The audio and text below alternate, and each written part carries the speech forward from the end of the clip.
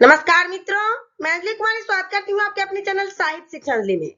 आज मैं कक्षा 9 की जो पाठ्य पुस्तक है विषय सामाजिक विज्ञान हिस्ट्री, उसका चैप्टर 8 पार्ट 8 है कृषि और खेतीहर समाज।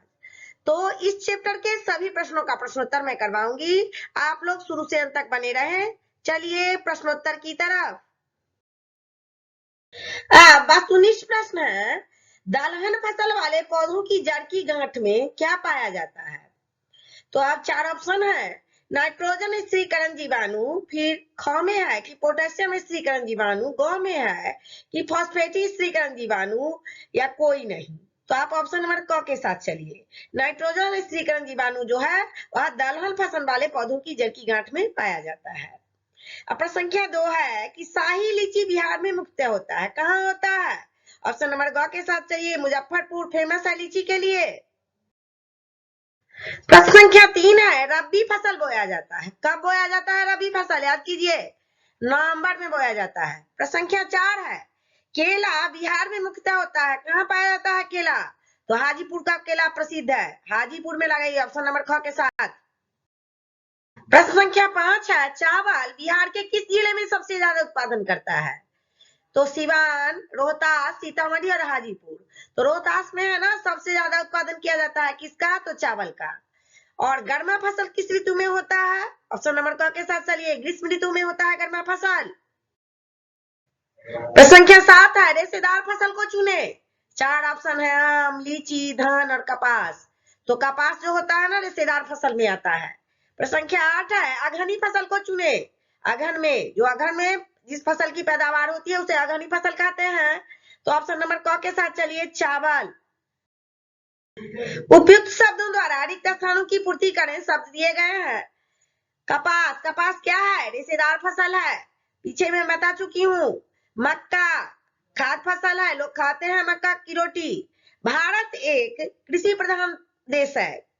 और प्रश्न संख्या 4 में है कि भारत की अब कितनी तिहाई जनसंख्या जो है कृषि पर निर्भर है, पूछी जा रही है। तो 2/3 जनसंख्या जो है ना वह कृषि पर डिपेंड है, कहाँ की? तो भारत की। प्रश्न संख्या 5 है कि एग्रीकल्चर लैटिन भाषा के दो शब्दों तथा किन किन दो शब्दों से बना है? एग्रोस तथा कल्चर से बना है, एग्रीकल्चर। आगे है कि चावल सर्वाधिक, सबसे ज्यादा, सर्वाधिक का मतलब है सबसे ज्यादा, तो चावल सबसे ज्यादा किस जिला में उत्पन्न होता है? तो रोहतास में। बिहार की कृषि गहन निवाहक प्रकार की है, जिसके अंतर्गत क्या होता है, वर्ष में 4 फसलें बोई जाती है या काटी जाती है। जब फसल बोएंगे तो काटेंगे ही। प्रश्न संख्या 8 है, चावल के लिए कौन सी जलवायु की आवश्यकता होती है? तो उष्णाई जलवायु की आवश्यकता होती है। गेहूं के लिए हल्की दोमट मिट्टी चाहिए, गेहूं फसल हल्की दोमट मिट्टी जो होती है ना उसमें अच्छी फसल होती है। और मकई के लिए गर्म एवं आई जलवायु की आवश्यकता होती है। बढ़ते हैं लघुत्तरीय प्रश्न की तरफ। प्रश्न संख्या 1 है कि भारत में मुख्यतः कितने प्रकार की कृषि होती है? पीछे मैं बता चुकी हूँ 4 प्रकार की, 4 लिखिएगा। प्रश्न संख्या 2 में रबी फसल और खरीफ फसल में क्या अंतर है? दोनों में अंतर पूछा जा रहा है। पहले रबी फसल को देखते हैं कि इनकी बुआई जो है ना अक्टूबर नवंबर में तथा कटाई मार्च अप्रैल में होती है। और प्रमुख फसलों में गेहूं, जौ, चना, मटर, सरसों, मसूर, खेसारी, अरहर इत्यादि प्रमुख है। ये सब रबी फसल में आ गए। और खरीफ फसल की तरफ बढ़ते हैं, इनकी बुआई जो है ना मई जून में तथा कटाई अगस्त सितंबर में होती है। और खरीफ फसल में जो मुख्य है वो है मक्का, ज्वार, बाजरा, उड़द, सनई, ये सब जो है ना प्रमुख है। प्रश्न संख्या 3 है कि पादप संकरण क्या है? पादप संकरण में यह एक वैज्ञानिक पद्धति है जिसके द्वारा क्या होता है, उच्च प्रकार के बीजों की किस्मों का विकास किया जाता है कि किस तरह का बीज हम बोएंगे कि अच्छा उत्पादन होगा। मिश्रित खेती क्या है? खेती की वह विधि जिसमें एक ही समय में एक ही खेत में 2 या 3 फसलें उगाई जाती है। इस विधि में ही एक ही समय में विभिन्न प्रकार के फसलों की खेती होती है, इसे हम मिश्रित खेती करते हैं। जैसे आलू भी हो गया, मकई भी बो दिया गया, मटर भी हो गया, तो ये सब क्या है, मिश्रित खेती का उदाहरण हो गया। प्रश्न संख्या 5 की तरफ बढ़ते हैं। हरित क्रांति से आप क्या समझते हैं? और यह प्रश्न बार बार आ चुके हैं, बहुत ही इंपॉर्टेंट प्रश्न है कि 1960 के दशक में हरित क्रांति की वजह से खाद्यान्न उत्पन्न में आशा से अधिक बढ़ोतरी हुई थी। पहले इतनी बढ़ोतरी नहीं थी। कहाँ? तो खाद्यान्न उत्पादन में। और इसमें कृषि के लिए उच्च वैज्ञानिक तकनीक का प्रयोग किया है और पादप द्वारा उच्च किस्म के बीजों का विकास का उनका प्रयोग करते हैं, और जिससे क्या होता है, समय से पूर्व अच्छी फसल प्राप्त हो जाती है। इसे ही हरित क्रांति के नाम से जाना जाता है। प्रश्न संख्या 6 है कि गहन खेती से आप क्या समझते हैं? तो आप लोग समझते चलिए, जब सिंचाई करना संभव हो गया, पहले सिंचाई करना संभव नहीं था, लेकिन जब यह संभव हो गया तो किसानों ने क्या किया, उर्वरकों और कीटनाशकों का उपयोग बड़े पैमाने पर करना शुरू कर दिया। कि कीटनाशक दवाइयों का प्रयोग करना शुरू किया और बड़े पैमाने पर करना शुरू कर दिया। कृषि की विभिन्न प्रक्रियाओं को पूरा करने के लिए मशीनों का प्रयोग शुरू होने लगा। और गहन खेती का अर्थ है एक ही खेत में अधिक फसल लगाना। प्रश्न संख्या 7 है कि झूम खेती से आप क्या समझते हैं? और झूम खेती के बारे में सी टेट में, बी टेट में बार बार इसे प्रश्न आ गए हैं कि झूम खेती क्या होता है। आदिवासी समाज में क्या होता था, पृथ्वी को अपनी, आदिवासी समाज जो थे ना, वो पृथ्वी को अपनी माता के समान मानते हैं। बहुत सारे लोग अभी भी मानते हैं, हमारे समाज में भी माना जाता है। और उस पर हल चलाना चाहते, इसलिए खेती करने के लिए एक विशेष प्रकार की विधि अपनाते हैं, जिसे झूम खेती कहते हैं। और इसके अंतर्गत वे वर्षा का मौसम आने से पहले जंगलों में आग देते हैं, आग लगा देते हैं, और उसके राख पर बीज छिड़क देते हैं। हल नहीं चलाते हैं। आग लगाने से जो राख उत्पन्न होती है, बचता है। आग लग गया जंगल में तो राख बन गया जल करके सारा, और उस पर क्या करते हैं कि उस पर बीज का छिड़काव कर दिए तो झूम खेती हो गया। कौन सा समाज? आदिवासी समाज में इस तरह की खेती होती है। फसल चक्र के बारे में पूछा जा रहा है। तो एक ही जमीन पर हमेशा एक ही फसल उगाने से क्या होता है, ग्रामीण क्षेत्र में अपने माता पिता से पूछिएगा, तो एक ही जमीन पर हमेशा एक ही फसल उगाएंगे ना, तो उस खेत की उर्वरा शक्ति कम हो जाती है, उसकी उपज कम हो जाती है। इसीलिए दो खाद्यान्न फसलों को उगाने के बीच में एक दलहन फसल उगाई जाती है, और जिससे खेत की उर्वरा शक्ति बनी रहती है। इस विधि को फसल चक्र कहते हैं। दलहन उगाने से उर्वरा शक्ति बनी रहती है। दो तरह के फसल लोग उगाते हैं। प्रश्न संख्या 9 है, रोपण या बागानी खेती से आप क्या समझते हैं? तो 19वीं शताब्दी की बात है। अंग्रेजों ने एक प्रकार की कृषि की शुरुआत की थी, एक प्रकार की खेती की शुरुआत की। किसने? तो अंग्रेजों ने, जिसे रोपण कृषि कहते हैं। यह एक विशेष प्रकार की झाड़ी कृषि अथवा वृक्ष कृषि है।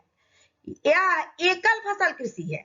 इस खेती में क्या होता है, रबर, चाय, कहवा, कोको, मसाले, नारियल और फलों में सेब, अंगूर, संतरा आदि की खेती की जाती है। अगर आप लोगों को पूछा जाए कि एकल कृषि के कौन कौन से उदाहरण है, तो फल में इनका नाम लिख दीजिएगा, मसाले का नाम लिखिएगा, नारियल का नाम लिख दीजिएगा। ये सब एकल कृषि का उदाहरण हो गया।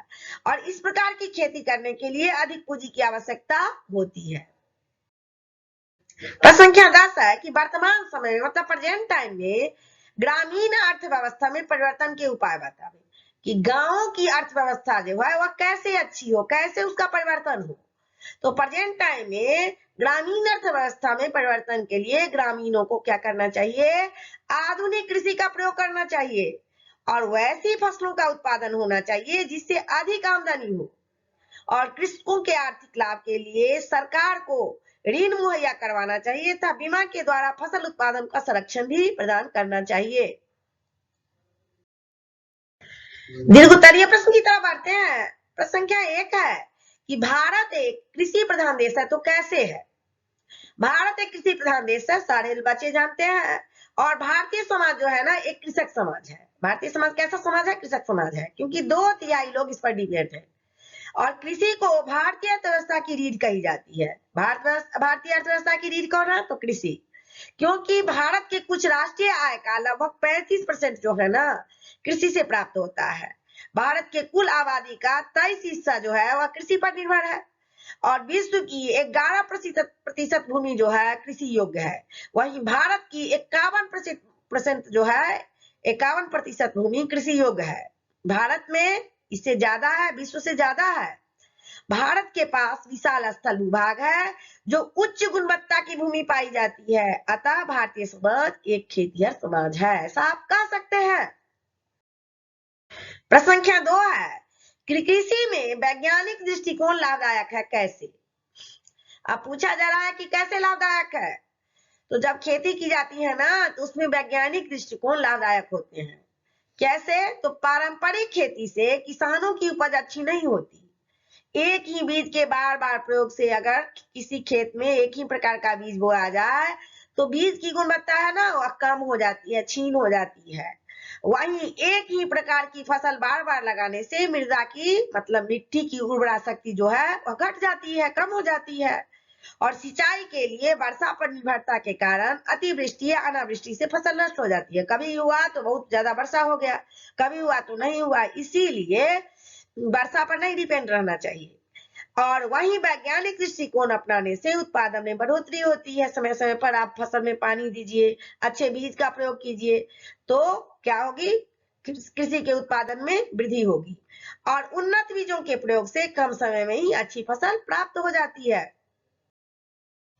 प्रश्न संख्या 3 है कि बिहार में कृषि मानसून के साथ जुड़ा है, कैसे जुड़ा है? देखिए कि बिहार में जो खेती होती है ना, तो सिंचाई के लिए बहुत सारे लोग हैं जो वर्षा पर निर्भर रहते हैं और यदि ज्यादा वृष्टि हुई या अनावृष्टि हुई तो सूखे की स्थिति हो सकती है। अगर वृष्टि नहीं हुई तो सुखाड़ पड़ गई और यदि अतिवृष्टि हुई, ज्यादा वर्षा हुई तो बाढ़ से भी फसल तबाह हो सकती है। इतना पानी लग जाता है खेत में कि फसल तबाह हो जाती है। अर्थात कृषक अंतिम समय तक अपने उत्पादन को लेकर अनिश्चित रहते हैं कि कैसा उत्पादन होगा, उनको पता ही नहीं चल पाता है। प्रश्न संख्या 4 में है कि कृषि सामाजिक परिवर्तन का माध्यम हो सकता है, कैसे हो सकता है? तो खेती जो है ना, उसका परिवर्तन हो सकता है, सामाजिक परिवर्तन कैसे? तो वैज्ञानिक विधियों को अपनाने से, और वैज्ञानिक विधियों के अपनाने से खेती के उत्पादन में वृद्धि होगा और कृषि के अधिशेष तथा उद्योग आधारित कच्चे माल की अत्यधिक उत्पादन से कृषकों की अर्थव्यवस्था क्या होगी, सुदृढ़ होगी, सुधरेगी। और अर्थव्यवस्था सुदृढ़ होने से अगर अर्थव्यवस्था कृषकों की अच्छी हो गई तो उनके रहन सहन का स्तर जो है वह क्या होगा, बढ़ जाएगा। लोग उच्च शिक्षा की ओर अग्रसर होंगे, कृषक लोग भी अपने बच्चों को उच्च शिक्षा का मौका देंगे और आमदनी बढ़ने से लोग यंत्रीकृत खेती की शुरुआत करेंगे। उनको इनकम अच्छा होगा तो यंत्रों के द्वारा खेती करने लगेंगे, तो सामाजिक परिवर्तन होगा ना। प्रश्न संख्या 5 है, कृषि में वैज्ञानिक दृष्टिकोण क्या है, समझाने के लिए कहा जा रहा है। तो कृषि में जो वैज्ञानिक दृष्टिकोण होता है ना, वह एक ऐसी प्रक्रिया है जिसके सहारे कृषक जो है ना अधिक उपज प्राप्त कर सकते हैं। यह दृष्टिकोण उनके लिए काफी लाभदायक सिद्ध होगा। सारे कृषक अगर वैज्ञानिक दृष्टिकोण अपनाएंगे तो लाभप्रद होगा, उनके लिए लाभदायक होगा। और यह जो है ना इस चैप्टर का अंतिम प्रश्न है। यह जो चैप्टर था कृषि और खेतिहर समाज, इस चैप्टर के सभी प्रश्नों का प्रश्नोत्तर मैंने बहुत ही आसान भाषा में करवाया है और यह जो है हिस्ट्री, यह सभी प्रकार के एग्जाम के लिए महत्वपूर्ण है। तो आप लोग अगर चैनल पे नए हैं तो वीडियो को लाइक करें, चैनल को सब्सक्राइब करें तथा अपने दोस्तों में शेयर करें। तब तक के लिए जय हिंद, जय भारत।